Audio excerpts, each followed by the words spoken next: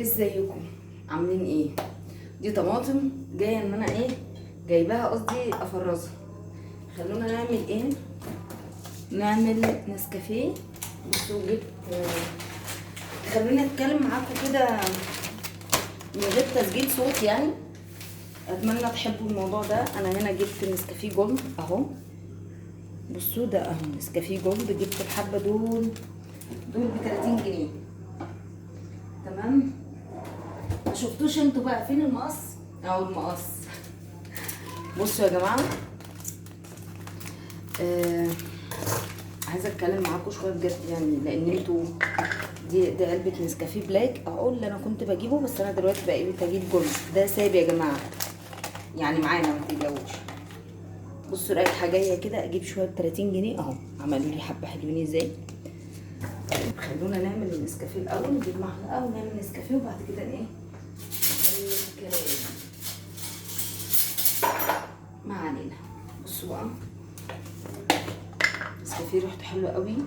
عايزه اقول لكم انه عجبني اكتر من النسكافيه الجولد البتاع اللي هو البلاك. البلاك ده مش وحش طبعا، ولكن ده عجبني اكتر. بصوا خلونا نجيب الكنكه.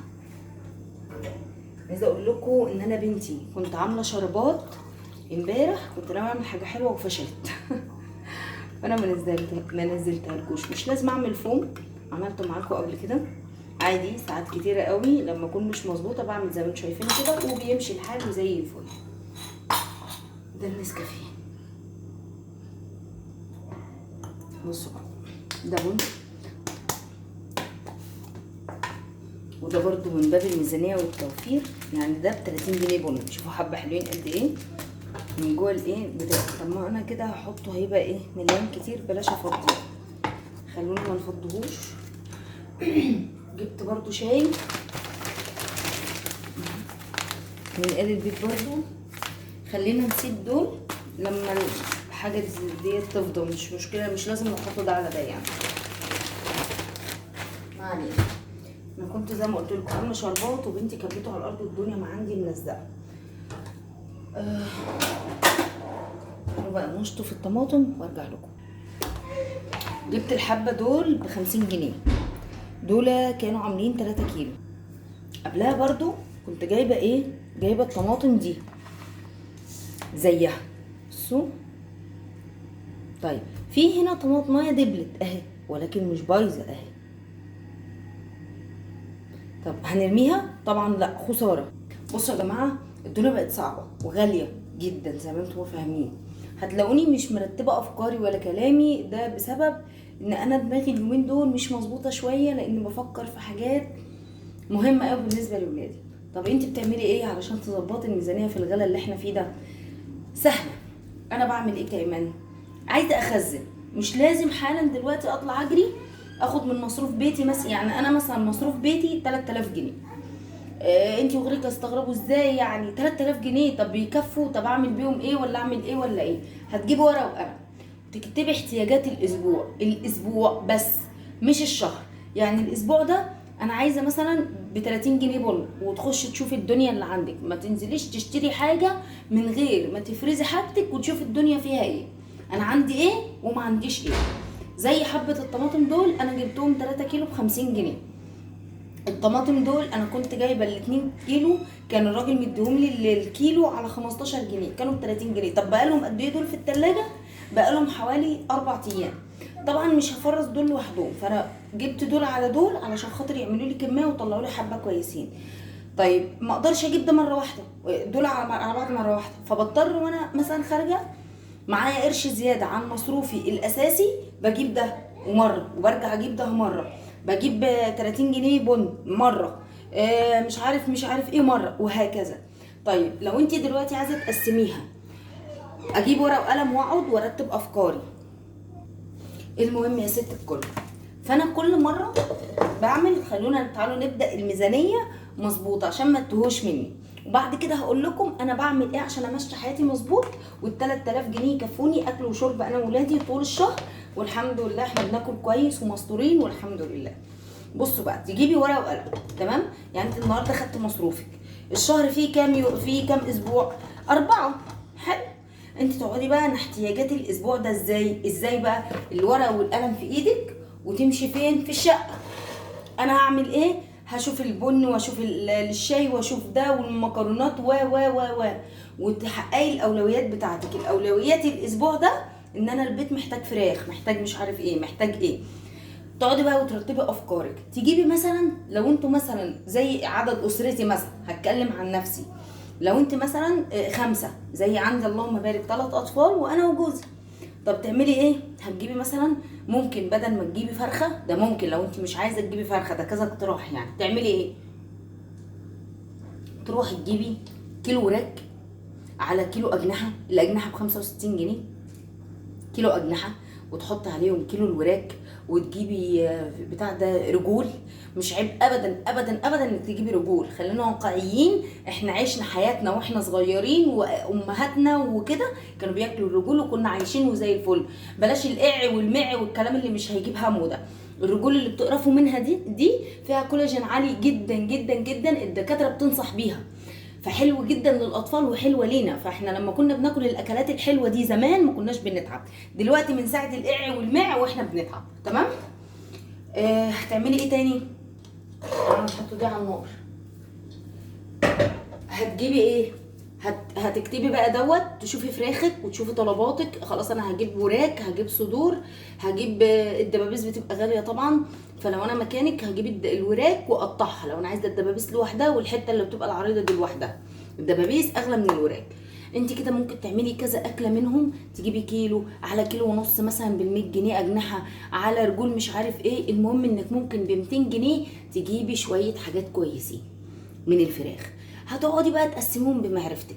ممكن تروحي تجيبي مثلا نص كيلو مفروم، اللهم صل على كده. ممكن بلاش مفروم الاسبوع ده وتجيبي بتاع ده صدر فرخه وتعمليه مفروم وتعملي كفته لاولادك، وهكذا. في كذا فكره وفي كذا طريقه تخليكي تلمي الدنيا وتاكلي ولادك فراخ زي ما انت عايزه.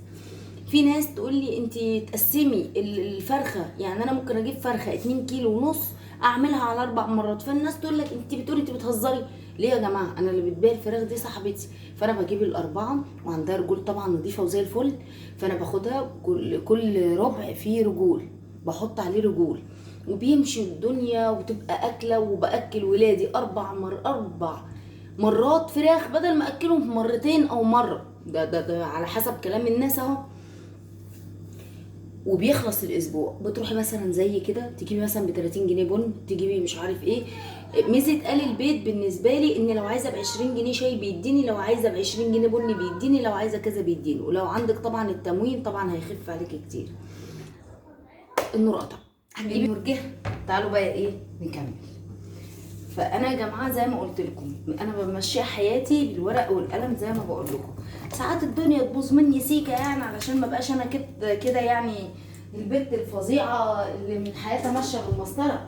اكيد انا زيكم وبقع في جروبات كتير في حياتي، ولكن بحاول الم الدنيا. انا مثلا محتاجه النهارده كذا، محتاجه النهارده كذا. لو انت في الايام العاديه كنت متعوده ان انت مثلا يعني بتجيبي فلنفرض 5 كيلو طماطم عشان انت محتاجاها، ده فرض يعني، معلش خليها ان انا المره دي جبت ايه 2-3 كيلو، جبت 2، جبت مش عارف ايه، ومشيت نفس الاسبوع ده. طيب الاسبوع اللي بعده مش عارف هجيب ايه، الاسبوع اللي وراه اجيب ايه.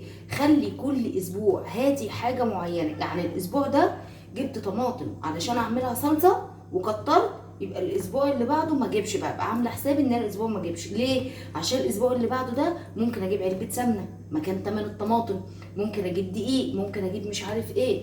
طيب الاهم بقى من كل اللي انا بقوله ده حصاله. هي دي الحصاله اللي هتسندك، ده مش كلام. الحصاله دي لو كل يوم ترمي فيها 10 جنيه، شوفي كل يوم 10 جنيه، 5 جنيه، 3 جنيه فاضوا منك في المواصلات، اي حاجه. الفلوس اللي بتترمي في الحصاله دي وتنسيها هتنفعك. هتنفعني في ايه؟ هتنفعني في دخلة رمضان، هتنفعني على دخلة مدرسة.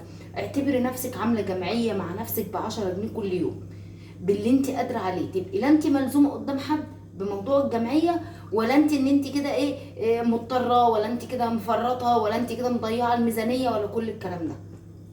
كل حاجة انا محتاجاها حتى لو مش هجيبها الاسبوع ده، وانزل بقى انزل السوق بالفلوس اللي معايا، اجيب مثلا باخد من الفلوس المصروف، باخد على قد الاسبوع. يعني مثلا باخد مثلا 800 جنيه، تمام؟ يعني لو انا باخد 3000 بخلي مثلا كل اسبوع 800 جنيه، وكل فاهمين الفكره؟ هيفيض من الثلاث اسابيع 600 جنيه بيبقوا للاسبوع الاخير، اللي هو خلاص بقى الناس بنحتضر يعني. المهم بجيب مثلا الاولويات. عندي مكرونه مثلا، لقيت كيلو مثلا، اكمل اجيب كيلو كمان، اجيب كيلو شعريه. ودايما يعني في اعتمادي على المشتريات في ايه؟ ان انا بجيب الاساسيات بتاعتي. يعني مثلا الاسبوع ده عايزه سمنه، بجيب السمنه، ومثلا بسيب حاجه تانية ممكن ما اكونش محتاجاها قوي الاسبوع ده، او مش هتوقف لي الاسبوع. مثلا عايزه دقيق، فبتشوفي انت كبالنسبه لك اولوياتك ايه. يعني انا لازم يبقى عندي سمنه ودقيق. انا لازم يبقى عندي دقيق، سمنه، حاجه حلويات، لان انا اولادي ما بشتري لهمش حاجات من بره. انا اللي بعمل لهم كل حاجه في البيت، حلويات كل نفسهم فيه انا اللي بعمله في البيت، ما بشتريش من بره. مش علشان استخسار، لا، انا كان بيبقى معايا مثلا فلوس والدنيا مش غاليه كده، وان انا بحب اعمل لاولادي، وانا بشوف ان دي نظافه. المهم، فانا واحده مثلا اولويات مهمه بالنسبه لي ان يكون عندي شويه الحاجات دي. طب انا برضو ما اقدرش ان انا انزل اجيب شوكليت شيبس واجيب وجوز هند ومش عارف ايه مره واحده، فبقسم حاجاتي دي على مدار الاسبوع. النهارده نزلت مثلا اجيب خضار، فاض معايا مثلا 20 جنيه، اروح جايبه ب 10 جنيه شوكليت شيبس، وال10 التانيه لا، ما برضاش افرط فيها، ليه؟ بحطها في الحصاله. فاهميني؟ طب بكره، طب بعده، طب بلاش بكره مثلا، طلع عندي الدنيا ملخبطه شويه، وهكذا. والدنيا بتمشي عندي بالمنظر اللي بقول لكم عليه ده، وبتمشي والله العظيم، وبنتراضى، والدنيا بتمشي وكل حاجه. طب الدقيق اللي انت لازم تجيبيه والحلويات اللي انت لازم تجيبيها دي بالنسبه لك بتظبط لك ايه؟ بتخلي مثلا يوم النهارده مثلا ولادي مش عايزين ياكلوا مثلا طعميه ومش عارف ايه، دي بقيه الطماطم اهي هنحطها على بعضها بقى ونعملها ايه؟ الصلصه. تمام؟ وده برده من باب التوفير. انا ممكن النهارده الاقي ان الطماطم رخيصه شويه عن كل يوم، اروح طالعه جاريه بقى. ممكن اجي على نفسي مثلا، لو انا كنت ناوي النهارده مثلا اشتري بطاطس، ممكن عندي عدس في البيت، فافتكر كده فاقول خلاص انا هعمل عدس، وبدل ما اجيب بطاطس واعمل كذا، لا، خليني اجيب ايه؟ الطماطم هتنفعني فيما بعد. سهلت الطماطم دي هتخليني ما اشتريش طماطم الاسبوع الجاي والاسبوع اللي بعده. طب ليه؟ هتعملي ايه؟ طب انت عايزه طماطم للسلطه دلوقتي حالا، هطلع كام طماطميه كده حلوين للسلطه من دول يزقوا معايا لغايه الاسبوع اللي بعده. طب انت يعني ما بتعمليش سلطه كل يوم؟ لا، انا ما بعملش سلطه كل يوم ولا في كل وقت ولا كل الكلام ده. بصوا كده، زي ما قلت لكم التليفون معلش فصل، انا مش عارفه الفيديو ماله النهارده. ف ابدي حاجه على حاجه. انا عارفه ان انتوا اكيد هتتضايقوا من الفيديو ده، انا عارفه. فابدي حاجه مثلا على حاجه تانية. طب بلاش كذا الاسبوع ده، وخليني مثلا الاسبوع الجاي اعمل كذا، وهكذا يا جماعه. يعني اتمنى ان انا اكون قادره اشرح بشكل افضل يعني. العيال طبعا موجودين، عاملين دوشه وعاملين ازعاج جامد قوي، وده مضايقني وموترني بقى، وكل شويه داخلين خارجين داخلين خارجين. فانا هظبط لكم الدنيا وهعمل لكم فيديو مفصل. ده كان يعني فيديو كده اللي هو ايه، نبذه عن انا بعمل ايه علشان اقدر اوفر، واقدر ان انا تبقى دنيتي كلها ملمومه في ايدي ومظبوطه، وان انا ما تبقاش الدنيا خربانه مني. بحمد ربنا على الستر طبعا، بحمد ربنا ان انا في ايدي قرش ان انا اعرف اعمل بيه حاجه، لان نعم من ربنا، وده ستر من ربنا عليا الحمد لله. في حياتنا نعم كتير قوي احنا متجاهلينها، مش شايفينها، ومش مقدرين النعمه اللي في ايدينا على فكره، مش مقدرينها ومش حاسين بيها. والله العظيم صدقوني، كل نفس بنتنفسه ده نعمه. طيب بيجي عليها فتره في ظل بقى 3000 ومش عارف ايه، واللي مش عاجب مين وايه والكلام ده، حرفيا بيجي فتره عليا والله العظيم، والله العظيم يوميا بجيب علاج ليا ولولادي. يوميا يا جماعه، عارفين يعني ايه يوميا؟ ان ما بيعديش عليا يوم غير وانا بجيب علاج ليا ولولادي، قسما بالله. فبحمد ربنا وبقول الحمد لله يا رب، فضل ونعمه من عندك، رضا، انا راضيه. وبحمد ربنا على الاهم ان العلاج اللي انا بجيبه ده فيه بقى الفلوس اللي اقدر اجيب بيها العلاج. انتوا فاهمين الفكره؟